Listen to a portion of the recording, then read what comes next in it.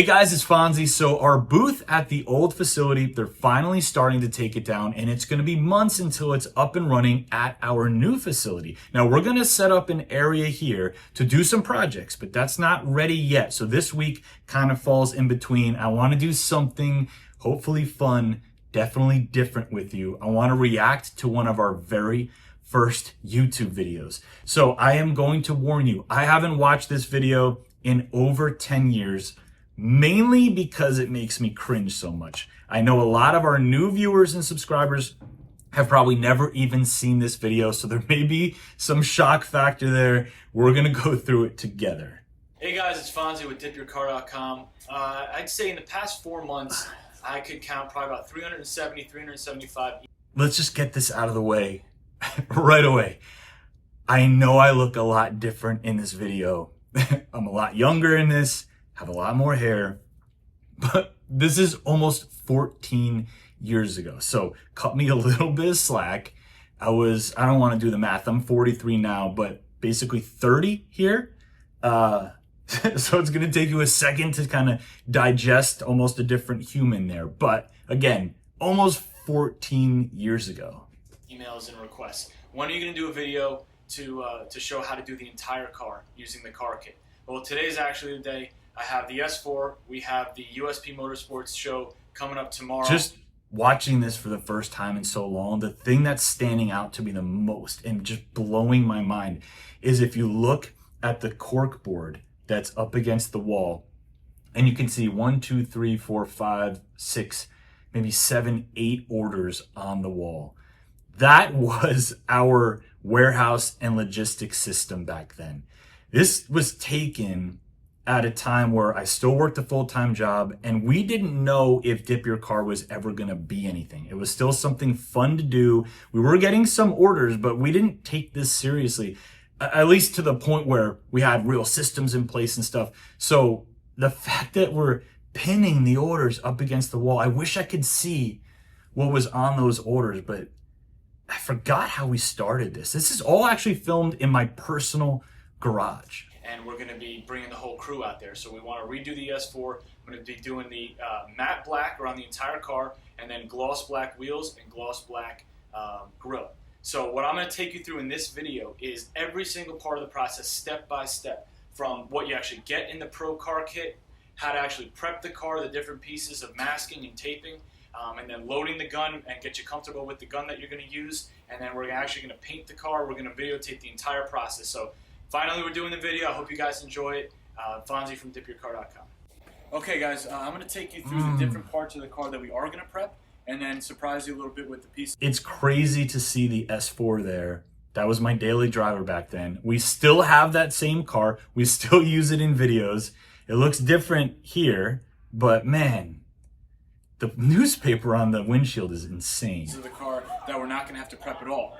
So starting with the front, all I did with the grille is I removed the plastic shield that goes above the grille, and I put some cardboard down behind. Are we spraying the grille? The dip going through to the radiator. As far as the headlights, we're going to leave the headlights unmasked and unprepped. What we're going to do is actually dip right over them, and then when it's time, we're just going to peel off the dip. It'll perfectly etch. I used to think that one of the coolest selling points about this product was that when you're spraying your whole car, you don't have to mask the taillights, you don't have to mask the headlights. Apparently, we weren't masking the entire grille or fog lights and trim down there. Now, a lot of people we told they didn't even have to mask the windows. You would just spray over all that stuff and utilize the gap between the body and the light fixture, for example, to cut the dip and peel it off. And we learned very quickly that that doesn't work for all vehicles and actually can get a little bit messy, but it's crazy just how turnkey we tried to make it. Around the headlight. Coming around the side here, we're going to go in. We're going to tape off the brakes and calipers on the wheels. We're spraying the wheels too. The windows. We're going to tape off the windows, and we're going to tape off the actual glass piece of the mirror. And then around the back, again, just the windshield there. We're going to utilize bed sheets and some tape and newspaper for that. Took off the license plate and tail. Let's just appreciate the bed sheet, I guess. I don't know if I'm trying to save newspaper. At this time, again, we're doing this video not thinking anyone was ever going to buy this or anyone was really going to watch the video.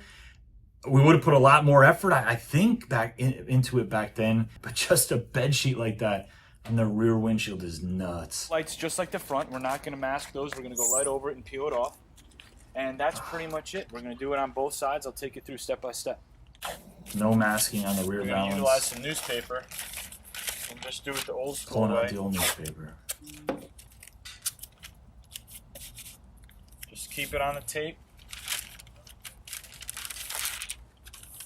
I mean, I guess it worked.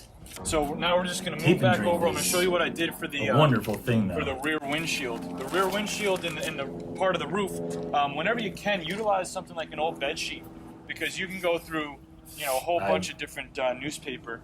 The bed sheet will cover a lot of area. Now, don't be afraid. You see this big gap? That might look like a spot that I missed, but actually, I really want to leave a big gap like this because it's going to... No, I definitely missed that.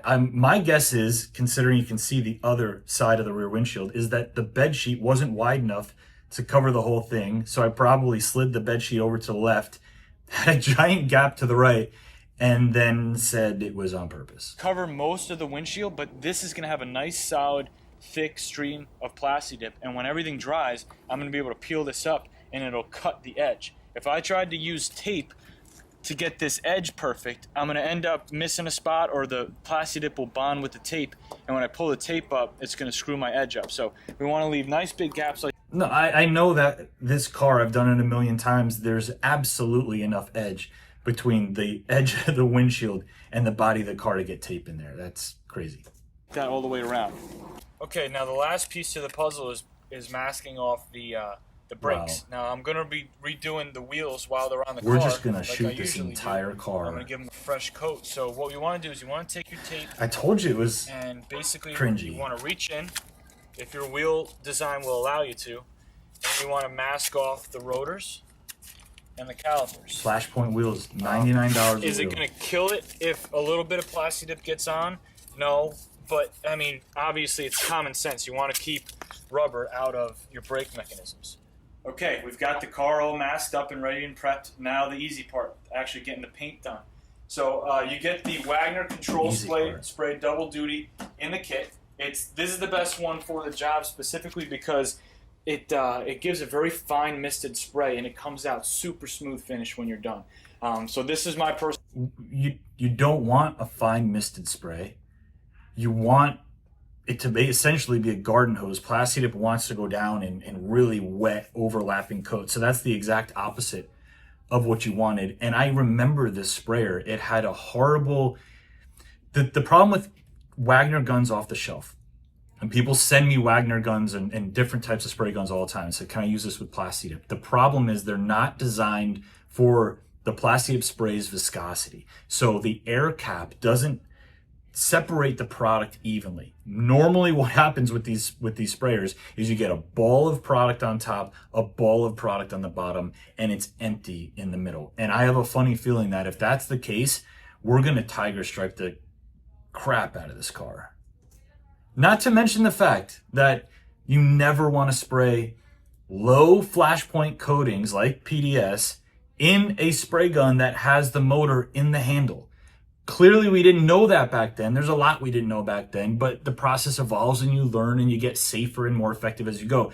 Luckily, I'm doing it outside, but this is not the way to do it. So this is one I've used for several years now. What you're going to do is the obvious. The gun, the way it's set up is you've got your trigger.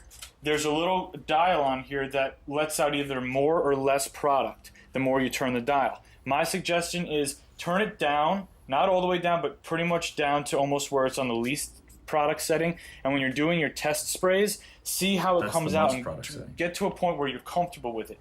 When you're comfortable with the spray and the pattern and how much product's coming out, then go with that. The things you want to keep in mind is you don't want to put too much on at one time because it could run. You can get uneven spots. As you see when we're going to be painting, you want very light coats, evenly dusting back and forth. The last thing you want to do is light coats dusting anything. You guys know that by now. It's amazing that we got halfway decent finishes back then.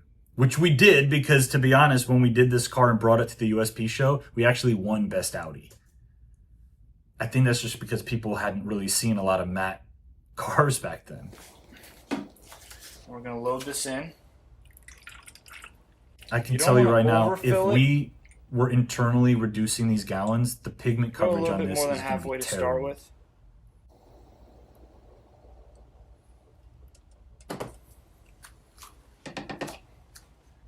And just to confirm, And the way I know it the works is you timing just of set the this. gun right on top. What I'm showing you in this video is not what we were selling at the time. This is when we were developing and testing the sprayable gallons. So the sprayer, the gallons, none of it was on the website at the time. We were just kind of showcasing, I suppose, what was coming, which makes me feel, I guess, better because I know a lot changed by the time they actually went onto the site. You can tell mine has gotten some good use out of it. And you want to go all the way until it's tight. Okay. Still have that wallet, by the way. All right. Okay, so I've got the gun loaded up. You can tell there's a little bit of a dead zone where if you pull the trigger, the motor turns on, but the product doesn't start coming out until you really depress the trigger. So I'm just going to get the paint primed in the gun and do a couple test sprays. Yeah, there's no color coverage. It's almost see-through. Make sure I'm actually kind of everything's scared working to see us properly. spray this Everything car. seems to be coming out nice and smooth. So I'm going to come over here and we're going to start doing the car piece by piece. Okay, what I'm going to do is start on the side because spraying forward is the easiest, and then we're going to do the hard part, Spraying the last, which is the easiest. which is the hood. So I'm going to work my way up and down this side, and then I'm going to go to the other side. I'm going to hit the back, No plan. and then we're going to go to the hood. And You get can our see first I'm coat. terrified of spraying the hood. You can just see it. I'm hesitating. So here's where you really want to pay attention.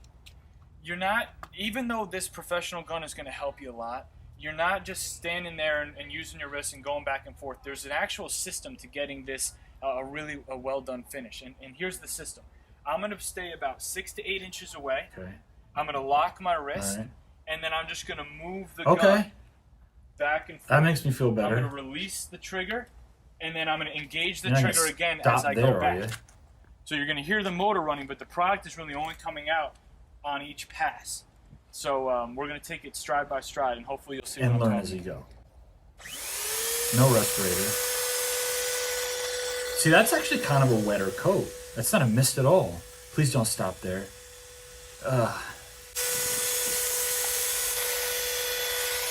There's no color coverage at all. Okay, so that's coat 1 on the first section, and you want to use things like doors and No, stuff you like don't. that to section off No. the car. The second section will be the back of this door to the front Thank fender. God there weren't metallics back then. I don't know if anybody else is incredibly uncomfortable watching this, but I now remember why every time I saw it on YouTube, I just would refuse to click on it. One thing I wanted to show you is that this straw, if you take a look at this straw, that comes in the kit, and it's interchangeable. You can have it pointing different directions, and what you really want to do is have it pointing down and in front of you, because a lot of times you're going to see yourself angling the gun down. All right, that's a and good if the tip. straw is facing the wrong way, you're not going to be pulling the paint. All right. No. Oh. Right over the whole thing. I know I put cardboard behind it, but oh my gosh. Right over the Okay, guys, we're headlight. going to be doing the hood now. The hood is the same principle Let's as see. the car. You want to keep the same spraying distance the best you can, back and forth. I'm Nice going even passes. this As you way can tell, when normally so every on our other car- first coat, we're barely even getting You're going up and 50% down the side. transparency. So don't try and go too Or no, fast. I don't think I'm. Yeah, I am doing that. Watch the stripe. You see, watch it. Yeah, you see that bottom, those lines. That's where there's over concentration within the spray pattern. It shouldn't look like that. Nice and straight, even passes. I'm really killing it here. Oh my gosh.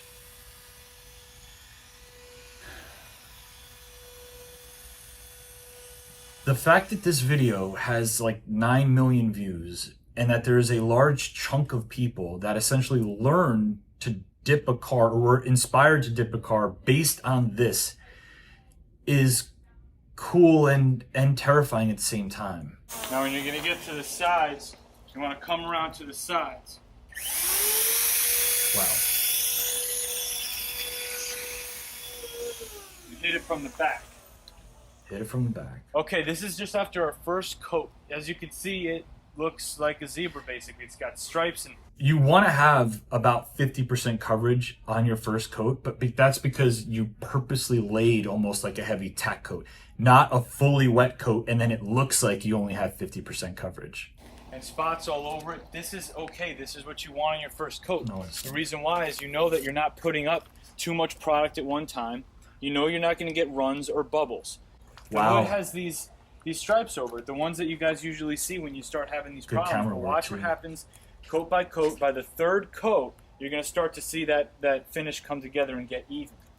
One thing I've noticed is around the back, you've got to keep your eye out after your first coat for some areas that you didn't get good coverage in. One of those areas on this S4 is you've got these ledges. I still miss them that today. go on the inside. Literally every time we spray the S4, I'll finish a coat and Gabe will look at me and point at those areas because every single time I forget to spray them. Of the rear windshield, and then up this ridge that goes up around the roof all the way through. So I need to go back with that gun and make sure I cover those areas. Okay guys, we've got our first coat on there. We've let it sit for about 8 or 10 minutes now. We're going to go back with coat number 2. Now with coat number 2, you've got a different approach. You're going to start to slow things down a little bit more. Still keep it moving. Don't let it sit in one place for in the same spot.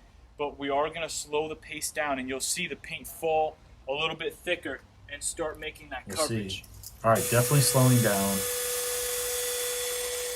Not wetting out at all. At least not in the way that you would want to. I'm really stopping there now? And I'm just drawing more curvy, wavy lines on the hood. I can't wait to see what this looks like when it's over. No 50% overlaps. That's okay, guys. This is I'm gonna take a tour around the car after just 2 coats. As you can see, we've got maybe a 65-70% transparency. It's building up nice and slow. We've got a couple areas that we're gonna have to come back and visit. Behind the handles here on the door, a couple of the angles I've missed around the gas cap. But if you look around, we've got pretty smooth, even coverage. The zebra stripiness is starting to go away a little bit more.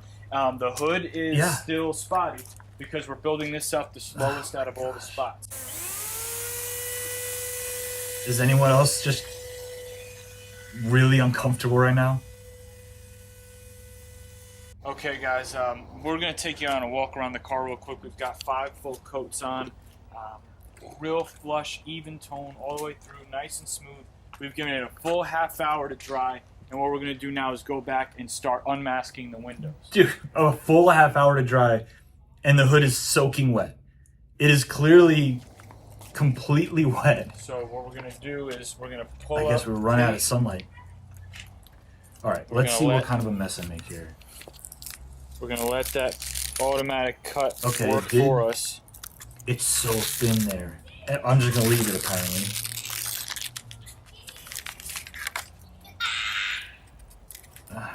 I mean, I guess you learn as you go. This is one of the first full cars we did. Go.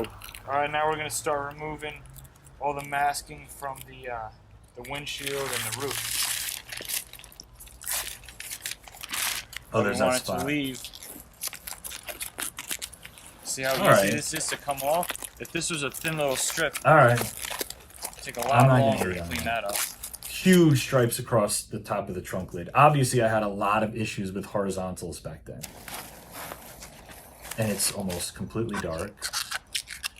See, on this car, it's misleading. On this car, it makes it look like not spraying the headlights and taillights works perfectly. But a lot of them have, a lot of cars have like gaskets and rubber seals around them, and you just can't do that.